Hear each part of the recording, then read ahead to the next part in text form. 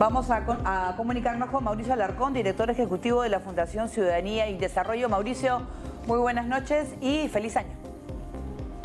Buenas noches, Paola. Buenas noches, Jorge. Un gran abrazo a la distancia para ustedes, esperando que el 2025 sea un buen año para todos. Bueno, ¿qué pasa en Ecuador, Mauricio? Si nos puedes explicar, ¿y qué está pasando? Porque ahora Daniel Noboa ha elegido una nueva vicepresidenta, pero sin embargo, ¿qué dice la Constitución? ¿Eso es legal, lo que está sucediendo y la situación con Verónica Abad? Paola, estamos viviendo la débil democracia, la frágil institucionalidad y la ausencia del Estado de Derecho. Un presidente cree que puede aplicar la Constitución a conveniencia, respetarla en función de lo que le gusta o de lo que le disgusta, y por supuesto con un grupo de acólitos que han hecho esta situación bastante terrible durante las últimas semanas.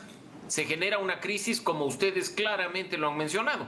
Una vicepresidenta en funciones, reconocida incluso por una jueza constitucional, vicepresidenta que además fue elegida el año pasado con el voto de los ecuatorianos, con otra vicepresidenta impuesta y determinada por decreto ejecutivo del presidente de la República. Imagínate tú lo que sería en un país, régimen constitucional, republicano, con independencia de las funciones del Estado y sistema de pesos y contrapesos vigente, que un presidente pueda, teniendo a uno electo, designar a otro por la vía del decreto ejecutivo, determinar por cuenta propia que hay una vacancia, que hay un abandono del cargo y que pues simplemente se libra de la persona que le resulte incómoda. Eso es en este momento inaceptable.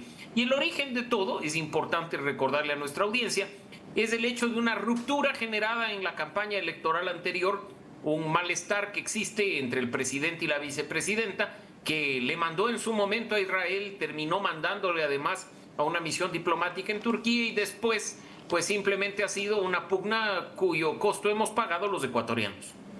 Mauricio, ¿cómo estás? Buenas noches. Jorge, un gusto saludarte.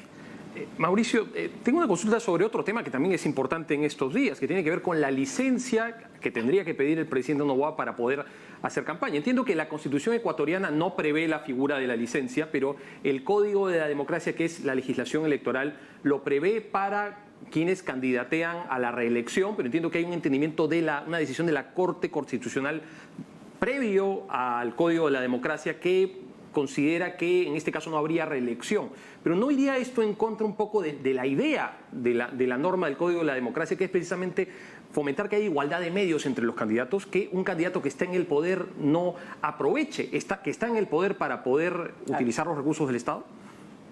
Mira, Jorge, es tan fácil que tú, sin ser ecuatoriano, vivir nuestra realidad o conocer al detalle de la norma, has llegado a la conclusión que cualquier persona sensata en este país promueve. Si tú tienes además un presidente que está optando por el mismo cargo y que la norma dice debe obligatoriamente pedir licencia para impedir que use y abuse de los recursos públicos durante la campaña, no hay vuelta que darle. La sentencia interpretativa, además 10 años previa a la disposición del Código de la Democracia, se refiere única y exclusivamente al cómputo de tiempo, a que quien está terminando, producto de una muerte cruzada, un periodo específico, si decide continuar en el cargo, no se considera reelección. Insisto, la sentencia de la Corte Constitucional tiene que ver con el cómputo del tiempo. Nada tiene que ver con el término reelección en cuanto a una licencia obligatoria para evitar corrupción, como hemos visto lamentablemente ya ha sucedido durante estas 48 horas de campaña. Sí, Mauricio, pero vemos que quien podrá perjudicarse con toda esta situación es el mismo Noboa, ¿no es cierto? Por supuesto, Paula, pero el punto es que aquí están jugando a que el poder es eterno y a que la impunidad política reina. Y eso creo yo que es totalmente inadecuado. Ya Ecuador está viviendo las consecuencias de quienes se creyeron impunes eternos, que están ahora gritando que son perseguidos y que no pueden participar en la política. Me refiero a Rafael Correa y a un grupo de políticos de un periodo específico, 2007-2017. Lo mismo puede pasar con Daniel Noboa. Mira que en estas 48 horas en que no ha pedido licencia y ha participado ya de actos que, aunque él diga que no, son de campaña electoral, ya otros candidatos a la presidencia han empezado a activar mecanismos jurídicos para que efectivamente esto tarde o temprano, si es que hay algo de Estado de Derecho vigente, se convierta en una sanción efectiva contra el mismo Noboa. Entonces, ¿existe un mecanismo constitucional o legal para que haya una consecuencia jurídica de no pedir licencia?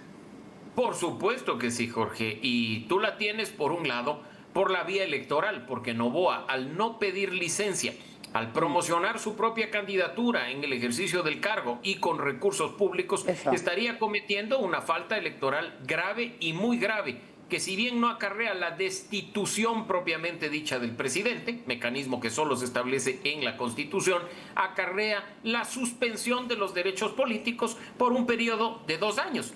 Prácticamente una destitución. Pero además, un detalle no menor, es que esto configuraría además el delito de peculado, con lo cual incluso podría terminar con un juicio penal, en este caso obviamente a cargo de la Fiscalía, por el uso indebido de recursos públicos dentro de un proceso electoral. Ese es un punto muy importante porque no se puede ser candidato y presidente a la vez con la utilización de recursos públicos. Mauricio, ¿qué pasa con Verónica Abad? Ella había dicho que iba a asumir ayer la presidencia.